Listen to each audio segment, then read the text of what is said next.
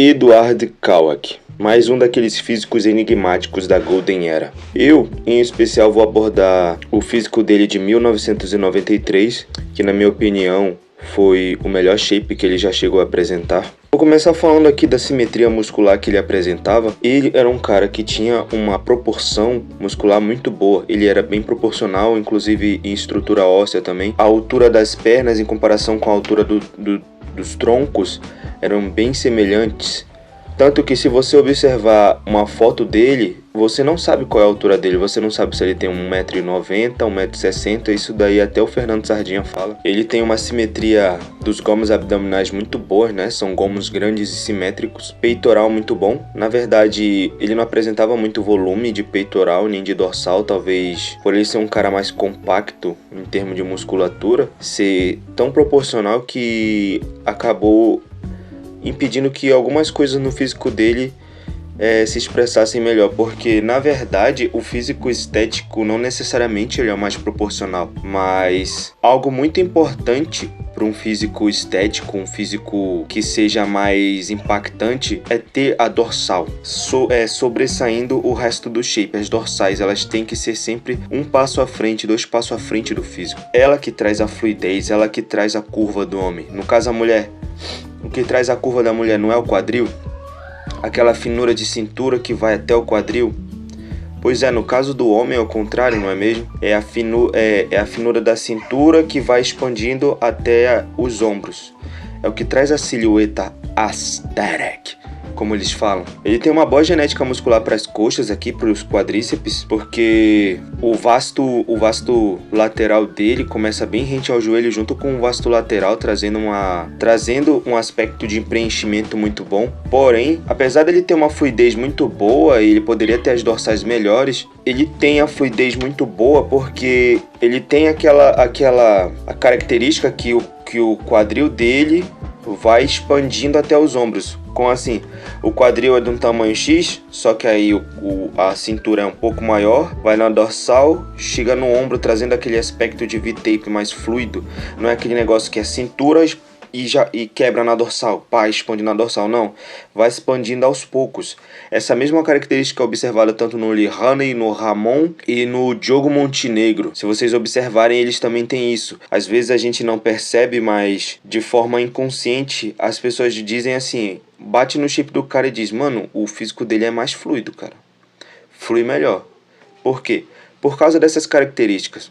O Chris Bumstead, ele não tem isso naturalmente, mas ele consegue colocar isso nas poses, já que o Sebum, ele tem uma habilidade de posar muito boa, ele posa muito bem. Abordando outras questões, ele tem uma genética para as dorsais muito boas, apesar que isso que faz com que eu fique pensando, ele poderia ter as dorsais maiores, porque ele tem uma genética boa para encher essa dorsal. Se vocês observarem o duplo bíceps de costa dele, vocês conseguem perceber que ele tem as inserções das dorsais bem baixas e bem fechadas, igual do Chris Bumstead, ou Phil Heath, ou Kai Greene, aquelas dorsais fechadinhas, baixas, que dão o aspecto de preenchimento naturalmente. Até o Paulo Musi tem essas dorsais privilegiadas, fazendo com que ele tivesse o potencial de trazer dorsais maiores. Eu acredito que falta muita dorsal no físico dele. Muita não, né?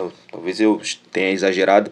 Acredito que faltasse dorsal ali para causar um impacto maior no shape dele. Mas, sobretudo, a característica mais marcante dele é o que vocês com certeza já perceberam, é que ele tinha uma densidade muscular muito boa. Assim, a densidade muscular é evidente, era comum naquela época dos anos 80. Por algum motivo ele se destaca, talvez ele tivesse a densidade muscular tanto mais impressionante que os outros atletas? Não necessariamente. Eu acredito que na época que ele estava competindo nos anos 80, se eu não me engano na IFBB, no Olímpia, ele estava inferior a outro libanês ali que conseguiu até se tornar Olímpia, que é o Samir Banu. E o Samir Banu, ele tinha uma densidade superior já naquela época. Por isso que eu tô trazendo o shape de 1993, que era na NABA. Que no caso, ele foi pra NABA, ele tentou no Olímpia, ele não conseguia colocações muito boas, ele voltou Pranaba. E aí ele, se eu não me engano, ele foi 5 vezes Mr. Universo. Era a competição mais fácil pra ele. Talvez ele podia simplesmente observar o físico dele e buscar melhorar o que tava faltando, mas eu acho que ele não percebia isso, eu não sei como é que era. Não tem como saber. Essa densidade absurda dele era muito impressionante. Tinha uma maturidade muscular e uma separação muscular muito boa. Você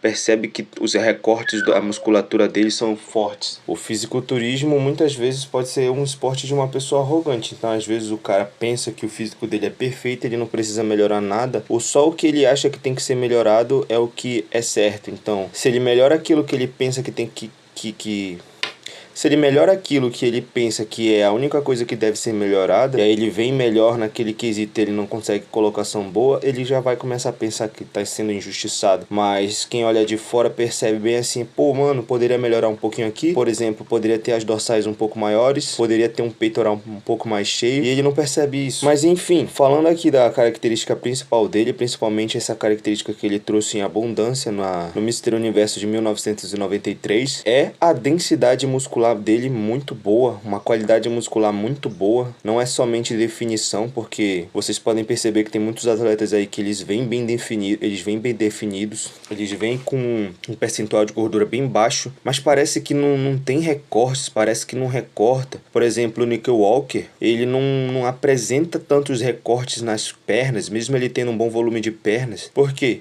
É o fator maturidade muscular e o fator densidade, que não é somente tu diminuir a água e diminuir o percentual de gordura que vai trazer isso. A qualidade muscular, um músculo mais duro, mais desenvolvido, mais maduro, traz esse aspecto. Ele tem um ótimo formato muscular, no geral. Ele só não tem um tensor da face lata tão expressivo, que traz aquele arredondamento para a lateral das pernas, aprimorando a silhueta, coisa que, se eu não me engano, o Ramon e o Ronnie Coleman têm em comum. Ele tem os tríceps muito bons, né? Ele tem um tríceps comprido, a la Zancanelli, talvez não com a mesma qualidade do Zancanelli, mas com certeza sim. E acredito que o fator wall do físico dele sejam as dorsais. Ele tinha os ombros também muito detalhados, estilo Wesley Vissers. Que, falando no Wesley Vissers, como eu abordei fluidez nesse tema, Wesley Vissers não apresenta uma fluidez muito boa, coisa que o Kawak apresentava.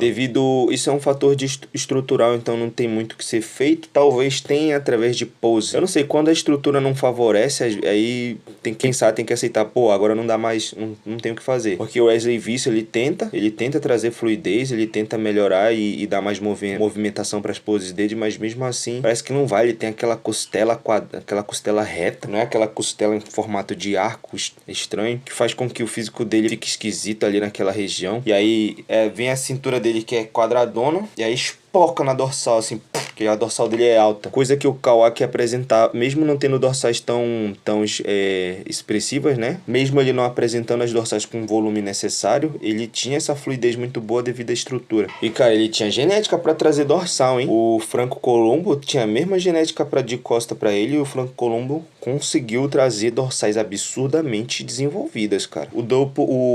Agora falando aqui do duplo bíceps de costa que ele fazia, cara, realmente muito bom. Essa característica dele de trazer uma definição, uma densidade, uma qualidade muscular muito boa, faz com que falta, inclusive, até nos dias de hoje, né? Que sobressai até volume, pô. Que adianta o cara ter um volume superior ao do Kawak e não ter essa qualidade? Tá certo que na época os caras todos tinham esse nível de qualidade. Se eu não me engano, é o próprio Samir Banu que fala qualidade acima de quantidade. E é isso, pô. É verdade, porque qualidade seria o quê? Maturidade muscular, densidade muscular e definição. Um músculo desenvolvido, um músculo duro, não um músculo simplesmente volumoso por si só, mas trazendo densidade e detalhamento para o músculo, para ele estriar e mostrar as fibras, mostrar sua separação, é muito superior a um cara que simplesmente tem volume. Priorizando a qualidade, você você cumpre o principal objetivo, que é o fisiculturismo. Físico, escultor do próprio físico. Que o Sendon, que é o criador do próprio fisiculturismo, ele se baseava nas estátuas gregas. Ele queria ser parecido com as estátuas gregas, ou seja, você ser parecido com uma estátua esculpida na pedra, parecer que você é feito de pedra. Estilo Dorian Yates. Apesar do Dorian não ter uma linha muito boa, muitos dizem que ele foi o cara que estragou o fisiculturismo, foi ele que mudou realmente a cara do fisiculturismo, começou a trazer esse aspecto freak, mas trazendo esse negócio, a prioridade do volume, mas ele apresentava uma densidade muscular muito boa. Tanto que dizem que o físico dele é impressionante até hoje. Tem gente que fala até que o Dorian Yates tem um shape superior ao do Ronnie Coleman, que o Dorian Yates no auge bate o Ronnie Coleman no auge. E cara, dá uma briga...